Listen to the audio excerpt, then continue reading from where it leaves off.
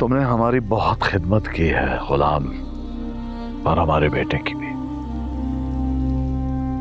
आपके बहुत एहसान है हम पे दाजी।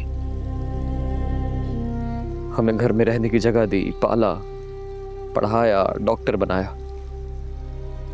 पर ये तोहफा बहुत कीमती है, ये तोहफा नहीं ले सकता मैं। आपका एहसान मत हूं मैं। गुलाम मुराद मीर अली, तुम्हारे लहजे में जो तंज है वो नाजायज है। मैंने कभी तुम्हारी मां से मोहब्बत ही नहीं की, ना उसे भगा के लाया।